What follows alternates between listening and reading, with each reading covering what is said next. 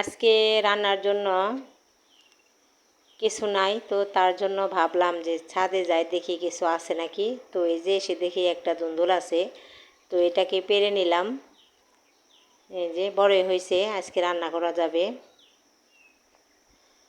তো আর দেখি কি পাওয়া যায়। তো এই যেখানে বেগুনগুলা ছোট ছোট, এখনও খাওয়ার উপযুক্ত হয় নাই, তো এগুলা আর কয়দিন পরে খাওয়া যাবে। তো এই যে কাঁচামরিচ দুইটা দেখি পাইকা রয়েছে, তো নিয়ে গেলাম ছিঁড়া। বিসমিল্লাহ রহমানির রহিম। আসসালামু আলাইকুম। রাশেদা ডেইলি ব্লগ থেকে আমি রাশেদা, সবাইকে স্বাগত। নতুন একটি ব্লগ ভিডিও দেখার জন্য কাছে এবং দূরে, দেশ এবং বিদেশে যে যেখান থেকে আমার আজকের ভিডিও দেখা শুরু করেছেন, নিশ্চয় আল্লাহর অসীম রহমতে সবাই ভালো আছেন। আলহামদুলিল্লাহ, আমরাও ভালো আছি। এই যে আমাদের গ্রাম অঞ্চলে আমাদের যদি একদিনের তরকারি নাও থাকে, তারপরেও কিন্তু আমরা একদিন দুই দিন অনায়াসে চালাই দিতে পারি। তো এই যে যেমন এই যে দেখেন, এখানে আছে কমলি শাক, আরও আছে পুঁই শাক। তো আজকে আমি রান্না করব কমলি শাক। তো তার জন্য এই যে এখন উঠাই নিব। আর এই কমলি শাক কিন্তু আমি আজকে রান্না করব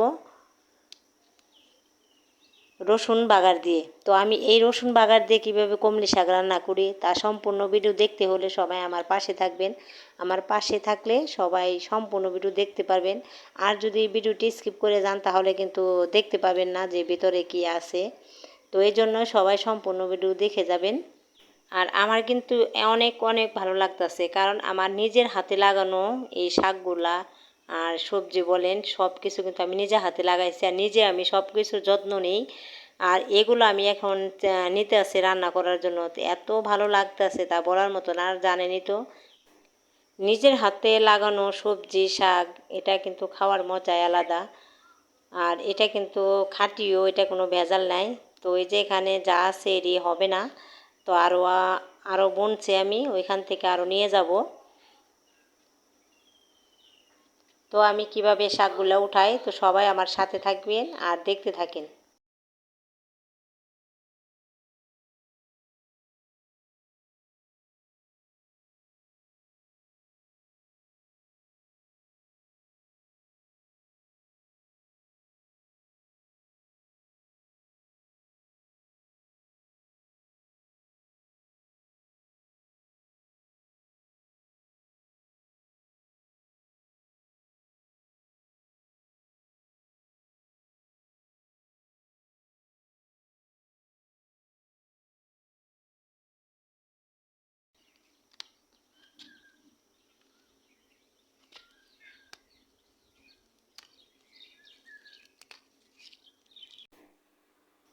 এই যে শাক, এটাই মনে হয়ে যাবে, আজকাল লাগবে না, এগুলাই নিয়ে যাই।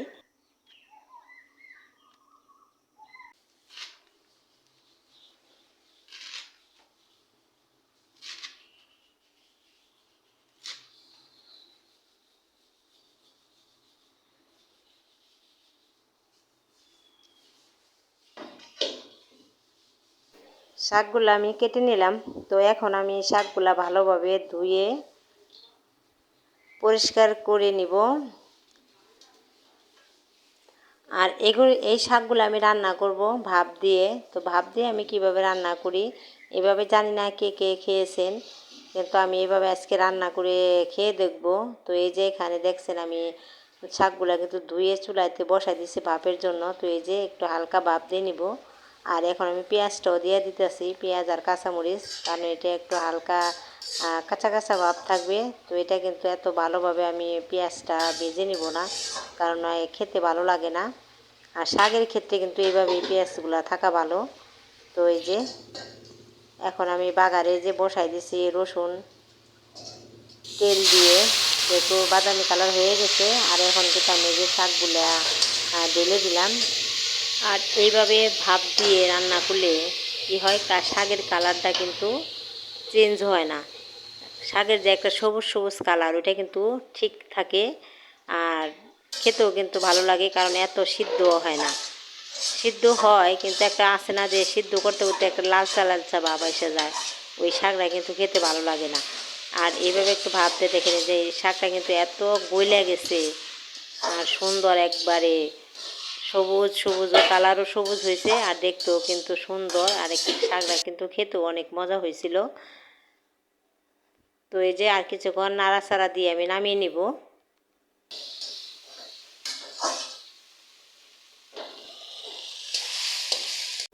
এই হলো আমার কমলি শাক রসুন দিয়ে বাগার দিয়ে রান্না করা। তো কেমন হলো সবাই কমেন্টে জানাইবেন।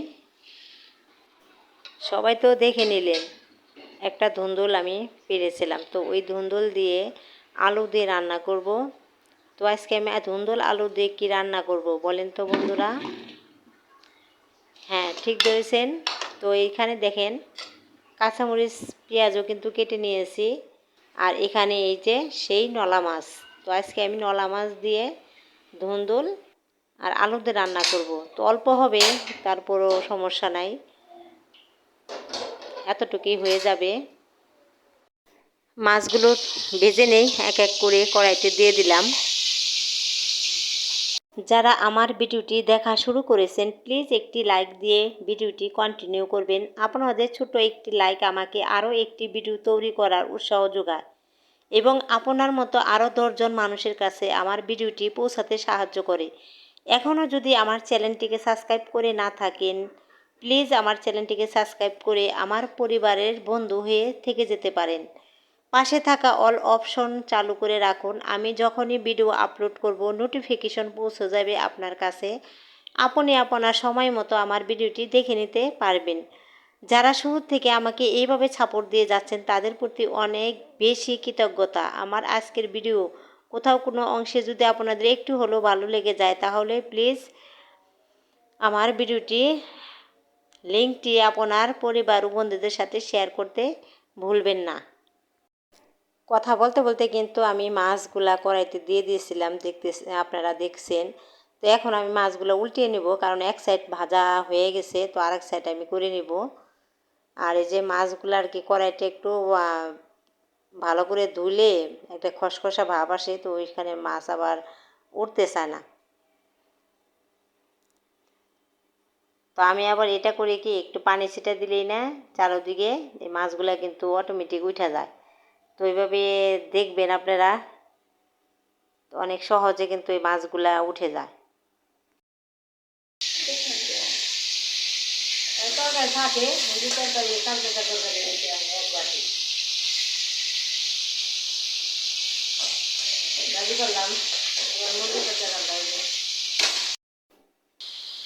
দেখে নিয়েছেন মাছগুলা কিন্তু ভাজা শেষ। তো এখন আমি এখানে তরকারিটা কিন্তু বসাই দিছি আলু আর ধুন্দুল দিয়ে। তো কষানোর জন্য হালকা একটু পানি দিয়ে দিলাম, আর তরকারিটা আমি একটু ভালোভাবে কষিয়ে নেব।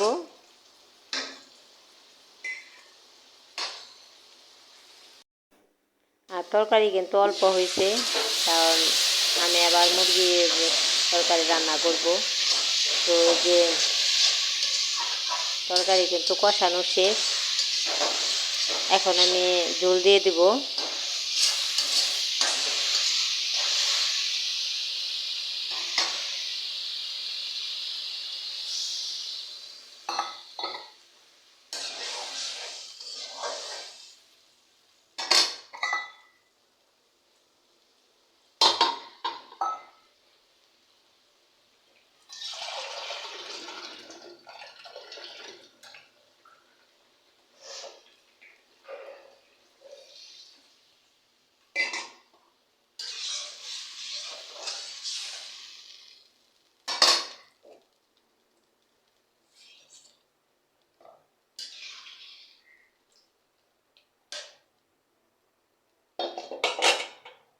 এই হলো মধ্যবিত্ত পরিবারের রান্না বান্না। তো কেমন হলো রান্নাটা সবাই কমেন্টে জানাইবেন। আর সবার কাছে অনুরোধ রইল কেউ স্কিপ করবেন না, সম্পূর্ণ ভিডিও দেখে যাবেন। আর ভালো হলে ভালো বলবেন কমেন্টে, খারাপ হলে খারাপ বলবেন প্লিজ, তবুও স্কিপ করে যাবেন না, সম্পূর্ণ ভিডিও দেখে যাবেন। তো ভিডিও আর বড় করব না, সবাই ভালো থাকবেন, সুস্থ থাকবেন, আমাদের জন্য দোয়া করবেন। আল্লাহ হাফেজ।